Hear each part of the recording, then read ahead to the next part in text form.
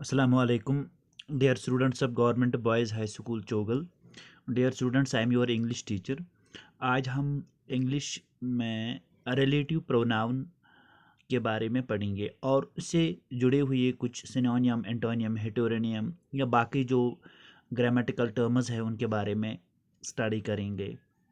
Dear students, आप ये note कर लीजिए, ये आपके एनुअल एग्जाम्स में भी आ जाते हैं और इसके 5 मार्क्स आपके हैं। तो चलिए हम स्टार्ट करते हैं। सबसे पहले मैं समझाता हूँ आपको कि रिलेटिव प्रोनाउन और एडवर्ब किसे हम कहते हैं। ये है रिलेटिव प्रोनाउन और एडवर्ब।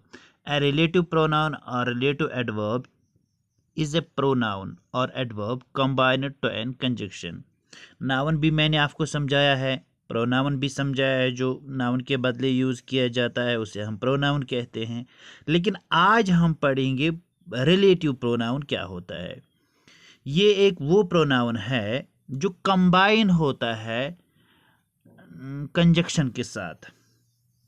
जैसे कि मैं आपको समझाता हूँ रिलेटिव प्रोनाउन क्या है। रिलेटिव प्रोनाउन्स जो भी यूज़ किए जाते हैं जो सेंटेंस को जोड़ देते हैं, जैसे कि मैं आपको कहूँगा यहाँ पे आर है, हु है, विच है, इसी तरह बहुत सारे वर्ड्स हैं एटसेट्रा। तो ये रिलेटिव प्रोनाउन्स कहलाते हैं। इसके बाद हम कहेंगे रिलेटिव एडवर्ब्स।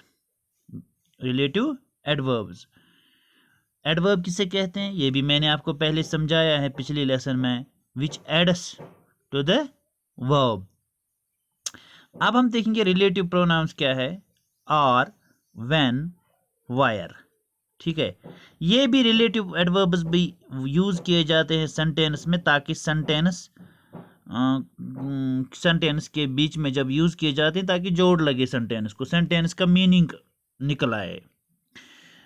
अब देखिए कहाँ कहाँ पे किस सिचुएशन में कैसे यूज किया जाता है। सबसे पहले, this is the house wire I live. ये वो घर है, ये एक एग्जाम्पल है, देख लीजिए ये एक एग्जाम्पल है यहाँ पे। This is the house wire I live, ये वो घर है, ये वो मकान है, ये वो घर है जहां पे मैं रहता हूं।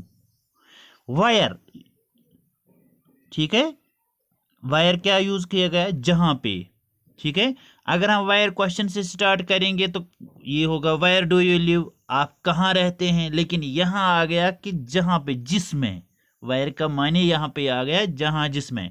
अब माने को भी आप एक तरफ छोड़ लीजिए, लेकिन यहाँ पे यूज किया गया है वायर आई लिव। ये वायर जो है, ये वायर बजाते खुद यहाँ पे रिलेटिव एडवर्ब यूज किया गया है, रिलेटिव एडवर्ब।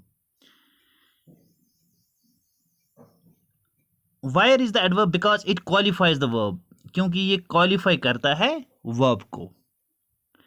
ये मैंने पहले भी समझाया आपको, अभी भी कह दिया कि एडवर्ब हम उसे कहते हैं जहां पे क्वालिफाई हो जाए वर्ब को, जहां पे वर्ब जो है काम करने वाले उसकी ज़्यादा जो उसकी सिफात है या उसके जो भी क्वालिटीज़ या क्या है वो ज़्यादा निखरा है, वो ज़्यादा डिस्क्राइब हो जाए, ज़्यादा एक्सप्लेन हो जाए।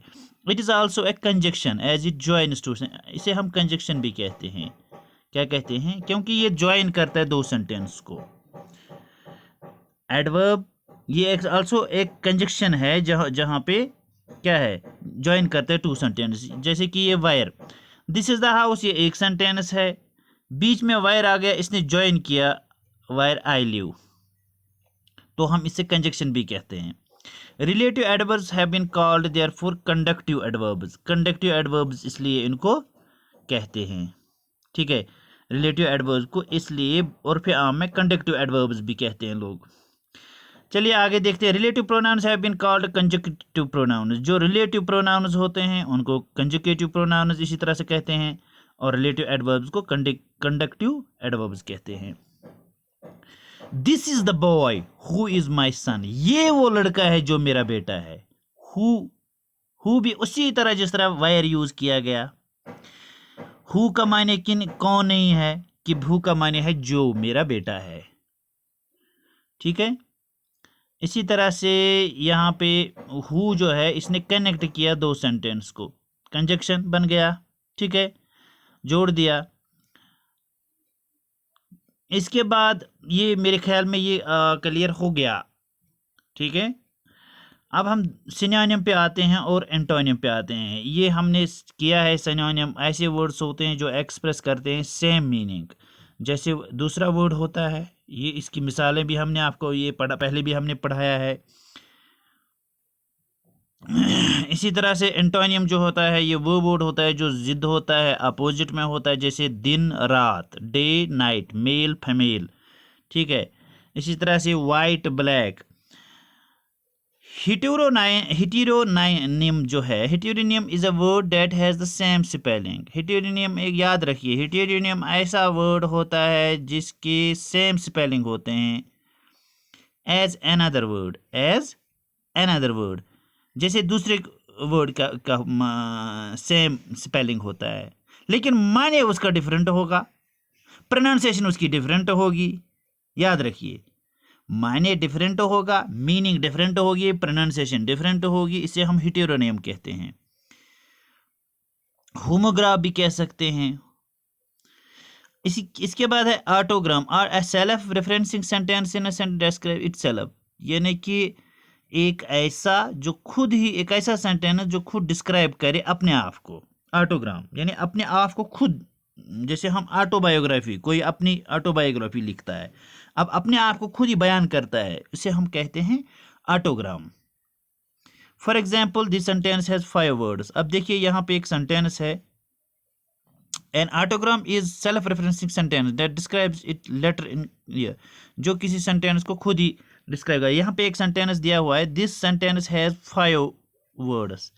इस सेंटेंस के 5 वर्ड्स है, ये खुद ही सेंटेंस को बयान कर दिया कि कितने वर्ड्स हैं सेंटेंस में।